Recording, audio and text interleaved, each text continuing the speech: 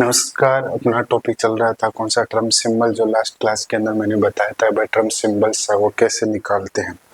और term symbols का जो भी फॉर्मूला होता है निकालने का, जो भी आपके पास इसके मैंने लिखवाया था भाई, जो इसका सिग्नल होते हैं, सिग्नल नहीं सॉरी, ये इसका जो भी फॉर्मूला होता है, जो टर्म सिंबल्स हम किस प्रकार से लिखते हैं, वो सारी चीजें आपको मैंने बता दी थी। ठीक है, अब इसके अंदर हम देखेंगे जैसे टर्म सिंबल्स है तो उसके अंदर एक और पॉइंट होता है possible term symbol. Possible term symbol ये कैसे निकालते हैं? देखो, पॉसिबल टर्म सिंबल होता है, टर्म सिंबल हो, ये तीन ही चीजों के ऊपर डिपेंड करती है। एक आपके पास स्पिन के ऊपर जिसको एस बोलते थे, एक आपके पास ऑर्बिटल एंगुलर मोमेंटम के ऊपर डिपेंड करता था, जे वाले के ऊपर डिपेंड करता था, टोटल एंगुलर मोमेंटम के ऊपर डिपेंड करता था। यानी कि इन्हीं तीन चीजों के ऊपर क्या करता है, डिपेंड करता है। जैसे मैं एग्जांपल लिया था कल भी, कौन सा D2, आज भी मैं वही एग्जांपल ले रहा हूँ, कौन सा D2। ऑर्बिटल कौन सा है, डी है। इलेक्ट्रॉन कितने बढ़ने इसके अंदर, दो। सबसे पहले नॉर्मल तरीके से जो भी निकालते हैं उसके अकॉर्डिंग निकाल लेते हैं। जैसे यहाँ पे अगर मान लो एस की वैल्यू निकाले तो इसके अकॉर्डिंग होती है 1/1/2, और 1/2 कितनी हो गई, 1। उसके बाद में हम इसमें निकालते हैं पॉसिबल। पॉसिबल का मतलब होता है कि इसके अंदर जो भी वैल्यू पॉसिबल क्या क्या हो सकती है। देखो, यहाँ पे स्पिन की एक वैल्यू पॉसिबल हो सकती है कि इस इलेक्ट्रॉन के मैं क्या करवा दूं, पेयरिंग करवा दूं। पेयरिंग करवा दूंगा तो ये इस प्रकार से आ जाएगा, इस प्रकार से आएगा तो एक और वैल्यू क्या आ जाएगी, 0। भाई सभी पेयर्ड अवस्था में तो क्या हो जाएगी, 0। मैं इसका तरीका बता दूंगा भाई, सीधा तरीका वो किस प्रकार से निकालते हैं। ठीक है, ये हो गया आपके पास पॉसिबल स्पिन नंबर। इसके आधार पे आप निकाल सकते हो स्पिन मल्टीप्लिसिटी, जिसका फॉर्मूला होता है 2s+1। अगर आप 1 रखोगे तो वैल्यू कितनी आ जाएगी, 3। अगर 0 रखोगे तो वैल्यू कितनी आ जाएगी आपके पास, 1।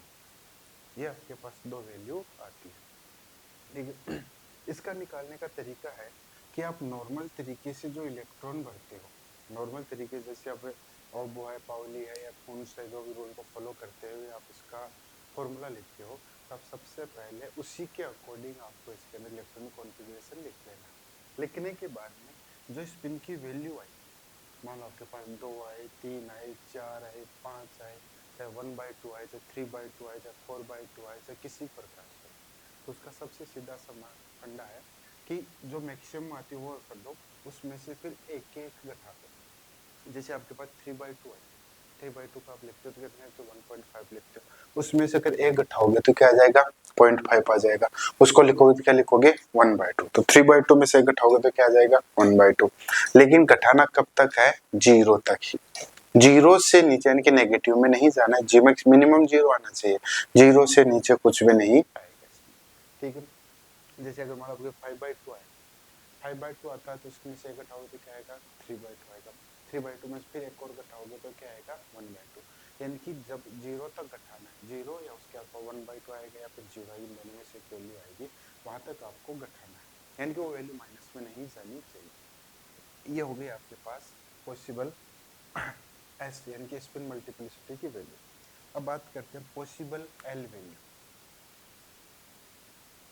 पॉसिबल एल वैल्यू, इसका फॉर्मूला होता है L1 प्लस L2 से लेकर के L1 माइनस L2। यहाँ पे देखो मैंने लिखा स्मॉल में, स्मॉल डिपेंड करेगा ऑर्बिटल के ऊपर।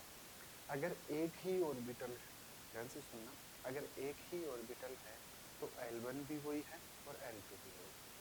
कब, जब आपके पास ऑर्बिटल एक है, जैसे d ऑर्बिटल है, s ऑर्बिटल है, p ऑर्बिटल है, f ऑर्बिटल, जो भी आपके पास है, उसमें से अगर एक ही ऑर्बिटल है तो L1 भी वही है और L2 भी वही है। अगर अलग अलग ऑर्बिटल, जैसे कई बार क्या होता है, जैसे आपके नहीं, जैसे अभी आप नेट वगैरह की प्रिपरेशन कर रहे हो तो नेट वगैरह के अंदर आता है, जैसे आप D1 और S1 की स्पिन मल्टीप्लिसिटी निकालो तो वहां पे L1 और L2 अलग अलग देती है। उस कंडीशन में उसको अलग अलग मानना है। अगर एक ही है तो आपके पास वो वैल्यू क्या होगी, एक ही होगी, उसके अलावा कुछ भी नहीं होगी। तो यहाँ पे D है तो एक ही है, तो यहाँ इस D की जो L की वैल्यू आती है वो कितनी आती है, 2 आती है, डी की एल की वैल्यू क्या आती है, दोनों ने स्मॉल में लिखा है, कैपिटल में नहीं लिखा दोनों ने, इसलिए किस में लिखा है, स्मॉल में। तो यहाँ पे L1 भी 2 है और L2 भी क्या है 2।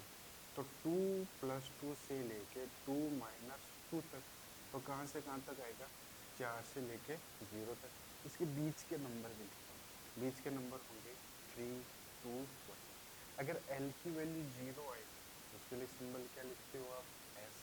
1 I के लिए P, 2 I के लिए D, 3 के लिए F और 4 के लिए।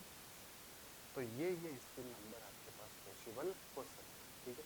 हालांकि इसका कोई काम नहीं है, इसके अंदर जब आप ग्राउंड स्टेट देखोगे या फिर जब आप एक्साइज स्टेट देखोगे, मैं इसका सीधा डायरेक्ट तरीका बता दूंगा, मैं निकालना बता रहा हूँ, ठीक है। वहां से जे की वैल्यू है, जे की वैल्यू तो वही होती है दो, एल प्लस एस और एक होती है एल माइनस एस। एल कौन सा लेना है, जो मैक्सिमम आ रहा है वो वाला। जो एल की वैल्यू कितनी आई थी कल हमारे पास, इसके अंदर एल की वैल्यू शायद 3 आई होगी, तो देख लेना पिछले वाली वीडियो के अंदर भाई 3 आई थी, जो भी आई थी, जैसे 3 आई थी, मेरे हिसाब से 3 आई थी, और एस की वैल्यू आएगी 10। तो यहाँ पे एल की वैल्यू आ जाएगी 3 + 1 से लेके 3 - 1, तो ये मान आ जाएगा 4 और 2। तो यहाँ पे दो वैल्यू आ जाएगा 4 और 2।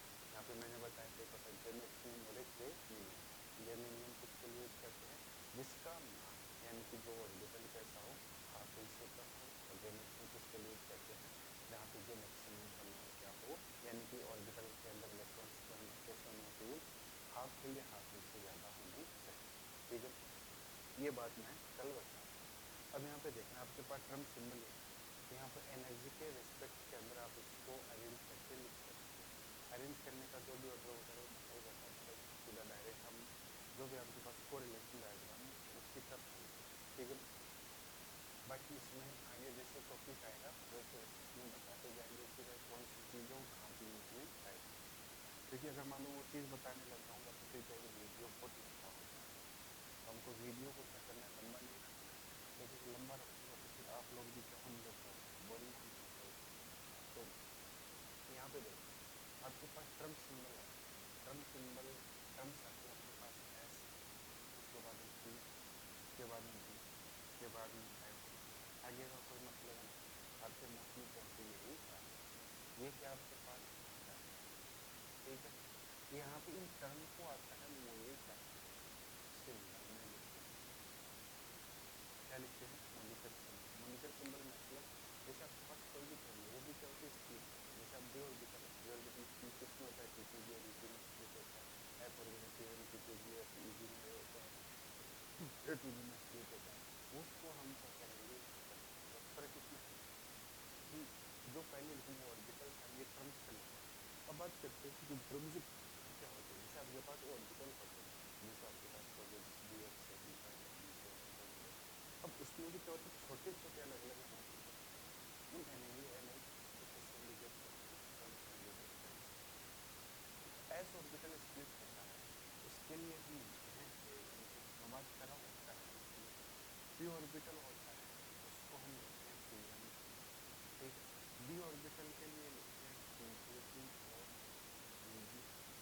एफ ऑर्बिटल के लिए लिखते हैं P1G, P2G और F, ठीक है। कौन कौन सा हो गया, एस पी बी और एफ, कौन कौन से तक होते हैं, P1G M2, एस के लिए लिखते हैं A1G, पी के लिए लिखते हैं P1G, डी के लिए लिखते हैं P2G और एफ के लिए लिखते हैं P1G, P2G और F। क्लियर, ये आपके पास काम होने वाला है, इसमें भी डी और एफ का ही काम है, ठीक है। अब इसमें देखो ना, मैंने कोरिलेशन डायग्राम की मैं बात कर रहा हूँ, पहले ऑर्गल डायग्राम की मैं बात कर लेता हूँ।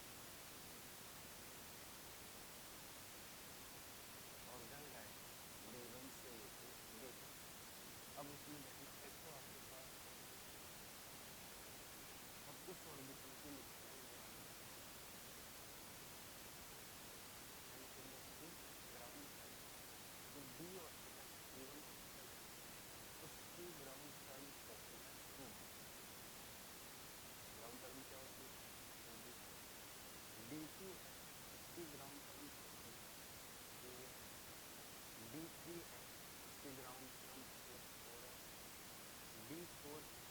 ग्राउंड टर्म होती है 5D, D5 इसकी ग्राउंड टर्म होती है 6.5, D6 है इसकी ग्राउंड टर्म होती है 5D, D7 है इसकी ग्राउंड टर्म होती है 4F, D8 है इसकी ग्राउंड टर्म होती है 3F और D9 इसकी ग्राउंड टर्म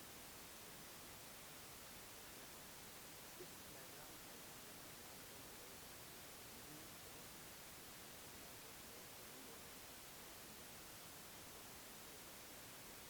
तो हम इसको लिख सकते हैं 3 के पीछे देखो तो 3F गुड लक। D5 तो D7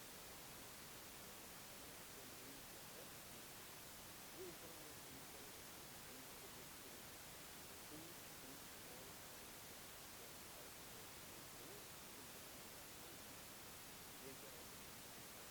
बाकी इसके अंदर और भी आगे की जो भी चीजें हैं, जैसे आपके पास ऑर्बिटल डायग्राम किस प्रकार से बनाते हैं, जैसे D1 ऑर्बिटल उसकी जो ग्राउंड टर्म आ रही है वो क्या आ रही है 2D आ रही है, ये स्प्लिट होती है। जैसे D ऑर्बिटल ये D टर्म है किसमें स्प्लिट होगी T2G और EG के अंदर स्प्लिट होगी।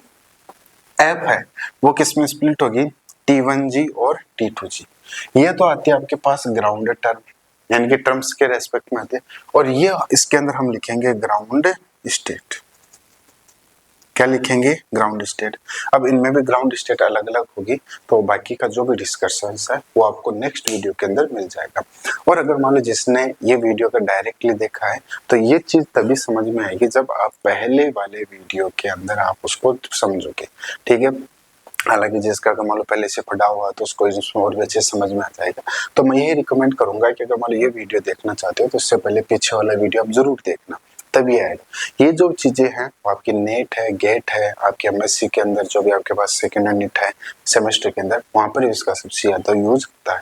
लेकिन इस वीडियो के ऊपर जाने से पहले इससे को जरूर चैनल को जरूर सब्सक्राइब करना, क्योंकि जितनी ज्यादा आप सब्सक्राइब करोगे उतना ही मैं और भी अच्छे से लेक्चर बना पाऊंगा।